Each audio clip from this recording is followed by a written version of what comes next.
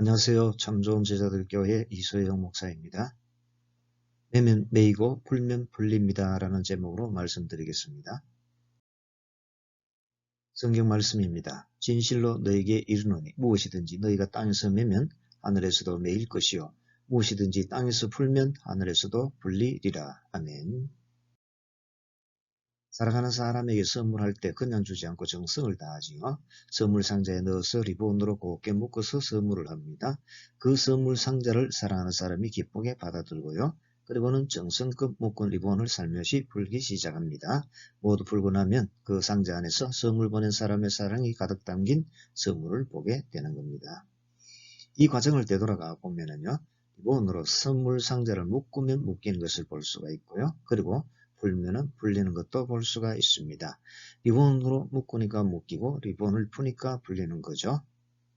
오늘 성경 강의 제목은 무엇입니까? 매면 매이고 풀면 풀립니다 입니다.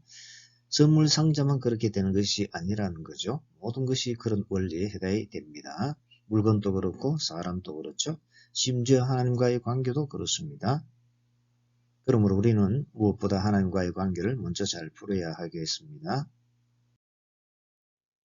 그렇다면 어떻게 해야 하나님과 관계를 잘 풀 수 있겠습니까? 이웃의 형제와의 관계를 잘 회복하면 됩니다. 일반적으로 생각하면 하나님을 사랑하고 가까이 하면 될 것 같지요. 그런 것으로는 예배 드리고 현금 드리는 것이 있고요. 기도 드리고 성경 묵상하는 것도 있습니다. 또한 전도하고 봉사하고 사명 잘 감당하는 것도 있지요. 이런 것이 맞습니다. 반드시 그렇게 해야지요. 그러나 오늘 본문에서 말하는 초점은 아닙니다. 이렇게 하나님과 직접적으로 대하는 형식을 말하지 않습니다. 하나님과의 관계를 회복하라고 했으니까 사람을 제쳐놓고 하나님과만 잘 지내려고 한다고 해서 회복이 되지 않는다는 겁니다. 먼저 마음 중심을 하나님께 우선하는 것은 맞습니다. 그러나 그것을 실천하는 방법에 있어서는 그렇지 않지요. 하나님을 우선한다고 해서 사람을 소홀히 하라고 하지는 않았죠. 먼저 하나님을 사랑하되 가서 이웃을 사랑하는 것이 결국은 하나님을 사랑하는 것이죠. 마음 중심 하나님께 우선하되 방법은 가서 이웃의 형제를 사랑해야 한다라는 겁니다. 과연 그러한 것이 맞는지 몇 가지 예를 들어 보겠습니다. 먼저 고르반에 대해 살펴봅니다. 마가복음 7장 11절 너희는 이르되 사람이 아버지에게나 어머니에게나 말하기를 내가 드려 유익하게 할 것이 고르반 곧 하나님께 드림이 되었다고 하기만 하면 그만이라 하고. 무슨 말씀입니까?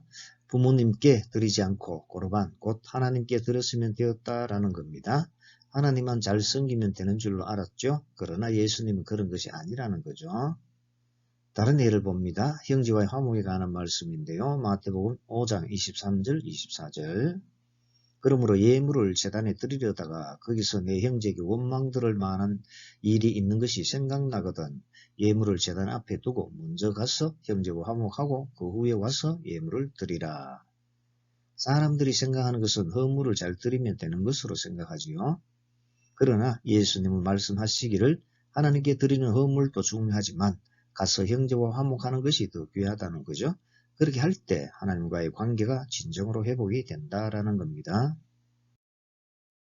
예수님은 이웃의 형제를 대하는 그것이 자신을 대하는 것으로 보신 것인데요. 하나님만 잘 섬기는 것이 아니라는 겁니다. 가서 이웃의 형제에게 잘 대하라고 하는 거죠. 이웃 형제에 대한 예수님의 가르치심은 어떻습니까? 마태복음 5장 21절 22절 옛사람에게 말한 바 살인하지 말라 누구든지 살인하면 심판을 받게 되리라 하였다는 것을 너희가 들었으나 나는 너희에게 이르노니 형제에게 노하는 자마다 심판을 받게 되고 형제를 대하여 라가라 하는 자는 공에 잡혀가게 되고 미련한 놈이라 하는 자는 지옥불에 들어가게 되리라. 이웃의 형제에게 노하고 라가라 하고 미련한 놈이라고 함부로 떼었다가는 큰일이 난다는 거죠. 묶으면 묶입니다. 형제를 향해 묶어버리면 형제가 묶이는 것이 아니라 자기 자신을 묶어버리는 결과가 오는 거죠. 그래서 지옥 불맛을 보게 됩니다. 건강, 삶, 생업에 있어서 고통이 있는 것은 무엇 때문입니까? 형제를 향해 묶어놓은 것이 많기 때문이죠. 묶이니까 범사가 묶이고 그것으로 인해서 고통을 당하는 겁니다. 사도 요한은 이것을 어떻게 보았지요? 요한일서 3장 14절 15절 우리는 형제를 사랑함으로 사망에서 옮겨 생명으로 들어간 줄 알거니와 사랑하지 아니하는 자는 사망에 머물러 있느니라. 그 형제를 미워하는 자마다 살인하는 자니 살인하는 자마다 영생이 그 속에 가지 아니하는 것을 너희가 아는 바라. 생명이 있어야 생명의 열매가 있고요. 그런데 사망에 머물고 있으니까 모든 것이 죽음의 상태에 이르는 겁니다. 죽을 맛에 빠진다는 거죠. 우리가 쓴맛을 보는 이유가 이런 이유 때문입니다. 그러므로 이웃의 형제를 귀하게 대하시기 바랍니다. 사도 요한은 형제를 사랑하는 법에 대해 앞에 말에 이어서 16절에서 18절까지 말했는데요.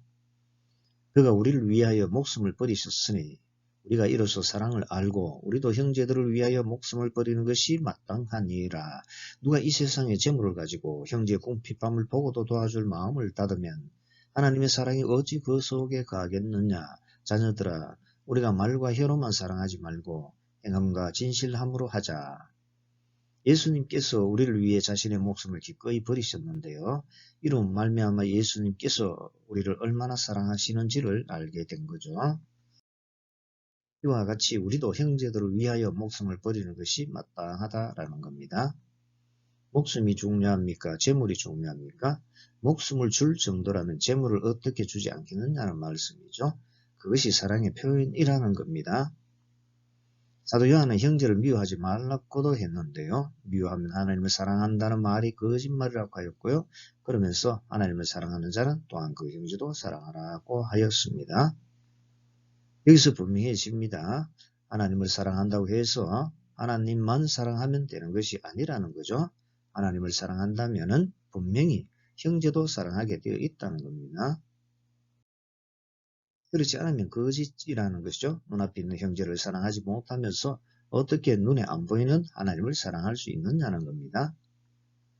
하나님을 사랑하면 형제를 잘 대하게 되어 있다는 건데요. 제물로 도와주기도 하고 미워하지도 않는다는 겁니다. 사랑하는 성도 여러분, 하나님과의 관계를 꼭 회복하고 싶습니까? 그렇다면 이웃의 형제와의 관계를 잘 회복하시기를 바랍니다. 하나님과 직접적인 관계도 잘 회복해야 하지만 무엇보다 가서 이웃의 형제와 관계 회복도 힘써야 하는 거죠. 이웃과의 화평을 유지할 때 하나님을 제대로 만날 수 있고요. 하나님과의 관계를 회복하려면, 소통하려면, 만나려면 이웃의 형제와 화평해야 하는 겁니다. 그렇다면 이웃의 형제가 무엇이기에 이렇게 자꾸만 말씀하십니까? 이웃의 형제에 대한 것이 곧 예수님께 대한 것이 되기 때문이죠. 이웃의 형제는 한 지체이기 때문이라는 것이죠. 예수님은 자신에 대해 직접 대하지 않고 간접적으로 대한 그 모든 것도 바로 직접 대한 것으로 보고 계시는데요. 마태복음 25장 40절 임금이 대답하여 이르시되 내가 진실로 너에게 이르노니 너희가 여기 내 형제 중에 지극히 작은 자 하나에게 한 것이 곧 내게 한 것이니라 하시고 영적으로든 사회적으로든 소외받고 있는 지극히 작은 이웃의 형제에게 행한 것이 바로 예수님 자신에게 행한 것이라고 보시는 것이죠. 심지어 좋은 일만 아니라 좋지 않은 일도 그러합니다. 바울이 담메색으로 가는 길에서 예수를 만났을 때 예수님께서 하신 말씀인데요. 사도행전 26장 14절 15절 우리가 다 땅에 엎드러지며 내가 소리를 들으니 히브리 말로 이르되 사울아 사울아 내가 어찌하여 나를 박해하느냐 가시체를 뒷받질하기가 내게 고생이니라. 내가 대답하되 주님 누구시니까 주께서 이르시되 나는 내가 박해하는 예수라. 어떻습니까? 성도를 박해한 것이 아니라 예수님을 박해한 것으로 보시죠. 예수님은 이웃 형제에게 한 것이 자신에게 한 것이라는 겁니다. 그래서 요한복음 13장 20절에서도 말씀하셨습니다. 내가 진실로 진실로 너에게 이르노니 내가 보낸 자를 영접하는 자는 나를 영접하는 것이요 나를 영접하는 자는 나를 보내신 이를 영접하는 것이니라. 이처럼 이웃의 형제에게 대한 것이 곧 예수님께 대한 것이 됩니다. 그러한 이유는 그리스도의 몸과 지체이고 그리스도 안에서 한 몸이고 서로 지체가 되기 때문이죠. 이와 같음으로 서로 돌봐야 한다는 것입니다. 그러므로 하나님과의 관계를 잘 회복하려면 이웃의 형제를 잘 대해 주어야 하지요. 이러한 것이 푸는 것인데요. 묶으면 묶이고 매면 매입니다. 그러나 풀면 풀리지요. 묶인 것이 풀립니다. 그러므로 잘 풀기 위해서 소중하게 여기고 잘 대해 주어야 한다라는 것입니다. 예수님께서 예루살렘 성에 입성하실 때 나귀 새끼를 타시고 입성하셨지요. 그런데 나귀 새끼 상태가 어떤 상태였습니까? 매여 있었죠. 매니까 매여 있었고요. 풀어주지 않았으면 그대로 매여 있었겠죠. 그러나 제자들이 가서 푸니까 풀렸습니다. 풀리자 예수님을 태운 영광스러운 나귀 새끼로 쓰임받게 된 거죠. 그 무엇이든 매면 매이고 풀면 풀리는 것입니다. 오늘 본문 28장 18절은 말합니다. 진실로 너희에게 이르노니 무엇이든지 너희가 땅에서 매면 하늘에서도 매일 것이요 무엇이든지 땅에서 풀면 하늘에서도 풀리리라. 매면 매이고 풀면 풀린다는데 무엇이든지라고 했죠. 관계에서 오는 그 무엇이든 매면 매이고 풀면 풀린다는 겁니다. 예수님께서 특히 말씀하시기를 땅에서 매면 하늘도 매이고 땅에서 풀면 하늘에서도 풀린다라고 하셨죠.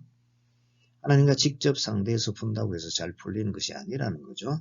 이웃 형제와 잘 풀어야 잘 풀린다는 겁니다. 이처럼 예수님은 이웃 형제의 소중함을 일구어주고 계시는데요. 그러므로 우리 모두 하나님과의 관계를 잘 회복하기 위해 먼저 가서 이웃 형제와의 관계를 잘 회복하도록 하십시다. 그렇다면 이웃 형제와의 관계를 잘 회복하려면 어떻게 하면 되겠습니까? 이웃 형제를 용서하면 됩니다. 오늘 본문 다음에 나오는 23절에서 35절을 보면 교훈받을 수 있습니다. 용서할 줄 모르는 종의 비유이죠. 이웃 형제와의 관계에서 매면 매이고 풀면 풀리는 것을 말해줍니다. 우리가 이웃 형제와의 관계를 회복하려면 본문이 위치한 앞뒤 문맥에서 살펴보면 용서해야 한다는 것을 알 수가 있습니다. 용서할 때 하나님부터 용서받고 용서하지 않으면 하나님부터도 용서받지 못합니다. 예수님께서 베드로를 향해 7번뿐 아니라 7번을 70번까지도 할지니라고 말씀하신 다음에 1만 달란트 빚진 사람의 비유를 말씀해 주셨습니다. 주인이 현재 돈으로 환산해서 4조 2천억 원의 빚을 탕감해 주었습니다. 그런데 탕감받은 사람이 가서 700만 원 빚진 사람의 목을 잡고 갚으라고 하면서 옥에 가두었습니다. 이 소식을 주인이 들었습니다. 불쌍해서 탕감해 주었는데 이와 같이 불쌍하게 여기지 않았으므로 빚을 갚도록 옥졸에게 넘겼습니다. 예수님이 이 비유를 마치고 말씀하셨는데요. 너희가 각각 마음으로부터 형제를 용서하지 않으면 나의 하늘 아버지께서도 너희에게 이와 같이 하시리라. 용서받고 풀려났으면서도 다른 사람을 용서하지 않고 풀어주지 않으면 묶이게 된다는 겁니다. 이것은 풀면 풀리고 묶으면 묶인다는 겁니다. 그러므로 자꾸만 풀어야 하는 거죠. 이웃 형제와 관계를 회복하기 위해서는 지적을 알고 결단하는 것은 부족하지요. 실제로 용서할 수 있도록 용서가 체질화되어야 하는 겁니다. 그렇다면 우리에게 필요한 것은 무엇입니까? 중심으로 이웃의 형제를 용서하는 거죠. 매튜 헨리는 우리가 중심으로 형제를 용서해야 한다고 하면서 만일 우리가 중심으로 형제를 용서하지 않는다면 우리는 우리를 실족해 하는 형제를 올바르고 합당하게 용서하는 것이 아니다. 그것은 하나님이 우리의 중심을 보시기 때문이다 라고 하였습니다. 더 나아가 자기의 형제를 용서하지 않는 자들은 결코 자기의 죄를 진심으로 회개한 것이 아니다 라고 하였습니다. 마음 중심으로 용서해야 진정한 용서라는 거죠. 이 용서는 중심을 보시는 하나님께서 우리 마음 중심에 이웃 형제에 대한 미움이나 섭섭함이나 원망 불평이나 탓하는 것을 볼 수가 없기에 인정해 주시는 용서이죠. 이러한 용서는 빚을 탕감해 주듯이 탕감해 주는 것입니다. 몇만 원도 탕감해 주기 어렵고 1000만 원은 더더욱 탕감해 주기가 쉽지 않죠. 1억 원은 더 어렵습니다. 그런데 깨끗이 탕감해 준다는 거죠. 이런 행동은 아무런 대가도 받지 않고 그저 내 편에서 일방적으로 탕감해 줘 버리는 것입니다. 이와 같이 용서해 주라는 겁니다. 이제 말씀을 맺습니다. 이웃 형제의 잘못과 허물을 용서해 줄 때 비로소 이웃 형제와 화평하게 되는데요. 그렇게 되면 하나님과의 관계도 잘 풀리게 됩니다. 이렇게 풀리게 되면 하나님과 좋은 관계가 회복이 되지요. 그렇게 되면 내 마음은 지옥이 아니라 쓴맛 죽을 맛이 아니라 평안이 찾아오고요. 그동안 매여있던 하늘의 신령한 은혜와 축복도 풀립니다. 이러므로 용서는 필수 불가결한 요소이지요. 그러므로 하나님의 무한한 사랑과 용서와 은혜를 입은 것과 같이 이웃의 형제를 서로 마음 중심으로 불쌍히 여기시고 서로 용서해 주시기를 바랍니다.